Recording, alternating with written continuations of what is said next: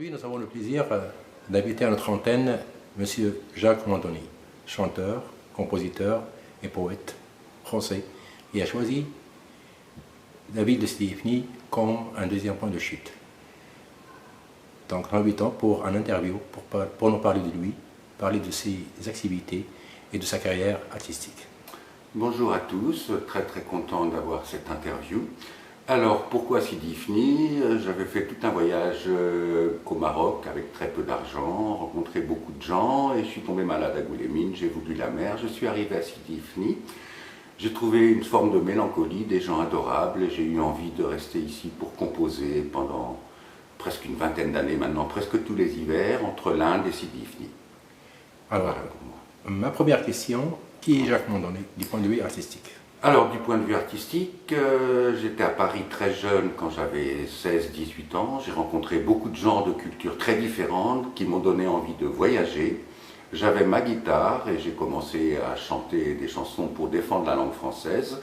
Petit à petit, après, j'ai composé, je me suis inspiré de musique latino, sud-américaine. J'ai évité la musique trop anglo-saxonne parce que tous les artistes sont un peu colonisés par la musique anglo-saxonne. Donc j'ai privilégié la langue française et espagnole, surtout française. Merci. Donc ma deuxième question, c'est que aujourd'hui nous avons un boom de la chanson anglaise et j'ai envie de savoir quelle est la place de la chanson française dans la scène artistique en général. Alors le problème, c'est un petit peu, je vais répondre très succinctement, c'est un petit peu la médiatisation et les producteurs. C'est comme dans le cinéma, on est de toute façon un petit peu culturellement colonisé par les États-Unis, qui mettent beaucoup de moyens, et en France, on a le droit dans les radios de garder 40% de chansons françaises. Le problème, c'est que les artistes français, ils sont aussi contaminés et qui font de la musique américaine et très peu arrivent à faire swinger la langue française sur de la musique anglo-saxonne. Troisième question, pourquoi avoir choisi Ifni comme un pied à terre? Alors, j'ai dit parce que j'étais tombé malade, il me fallait la mer, et j'ai rencontré beaucoup de gens ici, parce que Sidi Ifni est quand même une ville d'artistes, en tout cas très instinctive, qui ont beaucoup de talent. Et le problème, c'est qu'il faut travailler. L'art, c'est 5% de talent, 95% de travail. J'ai rencontré des gens, j'aime transmettre, et ici j'ai pu écrire parce que je chante en Suisse et en France avec un groupe et une chanteuse qui écrit des textes. Moi, je fais des musiques, et Sidi Ifni m'a énormément inspiré. Une quatrième question, pouvez-vous organiser des concerts au Maroc ou prendre part à des festivals internationaux? Ça serait tout à fait possible parce qu'avec la Suisse, il y a une coordination avec le Maroc où les vols d'avion peuvent être organisés par une compagnie suisse qui aime produire les artistes suisses à l'étranger. Même si moi je suis français, ma chanteuse est suisse. Il y a aussi 12 instituts français qui apprennent le français encore ici à des Marocains, où moi j'ai déjà eu la possibilité de jouer avec beaucoup de ces instituts. Et il y a aussi beaucoup d'expatriés, des Français qui habitent au Maroc et qui aiment engager des musiciens plus ou moins francophones pour des soirées privées. Encore une question, M. Jacques Mandoni. Avec plaisir. Quels sont vos projets futurs et comment voyez-vous la chanson en général? C'est-à-dire quelles sont les modalités de la chanson actuelle? Comment il doit être perçu, comment il doit être chanté et quelles sont les conditions pour qu'il soit bien aimé et bien suivi par le public?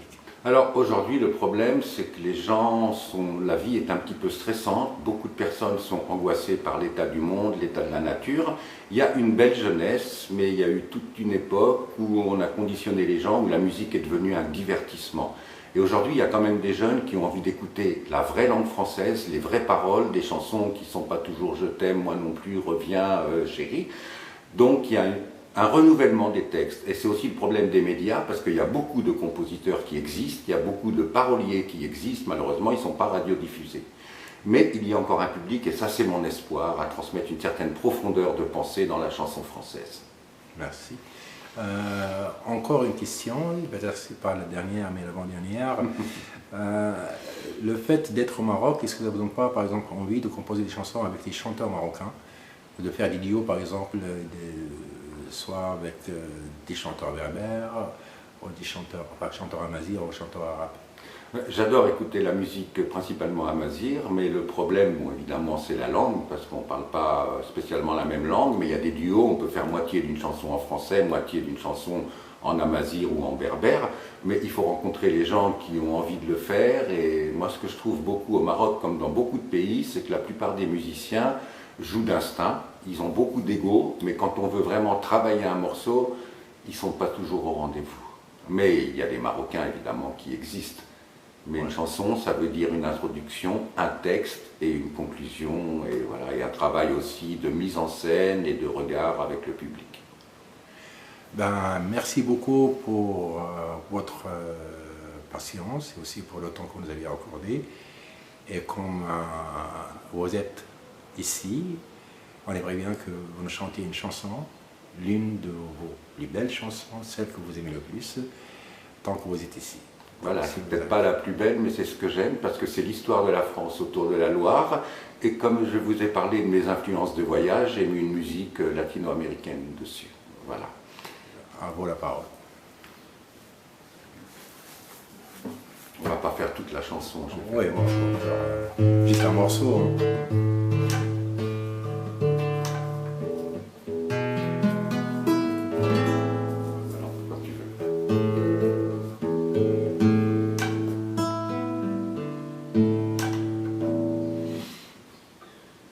C'est prêt, ça tourne? Oui, ça tourne. Alors on y va. Ah, on y va.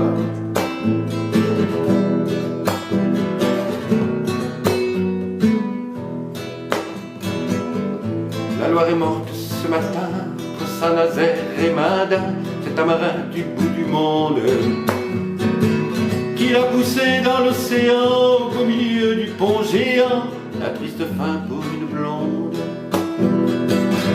Elle était née du moins dit-on au pied du mont Gerbier des Joncs, et son enfance fut farouche. Elle a couru sur les cailloux parmi les moutons et les loups, la fleur de gentiane à la bouche. Puis elle a grandi sans façon, mais dans les bois, les sieurs de long, ils savaient déjà qu'elle était belle. Et chacun d'eux rêvait la nuit d'aller la promener au puits pour lui offrir de la dentelle. Mais elle préférait les rubans, les bleus, les rouges et les blancs, comme ceux que porte Marianne. Et poussant pavoiser le cœur, elle a suivi ce colporteur jusqu'aux fabriques de Rouen. La suite, à tout bientôt. Merci pour cette interview et beaucoup d'amour. Merci beaucoup également. C'est vraiment un plaisir de vous voir et on espère rencontrer une deuxième fois après votre retour, Inch'Allah, l'année prochaine. En octobre, avec plaisir.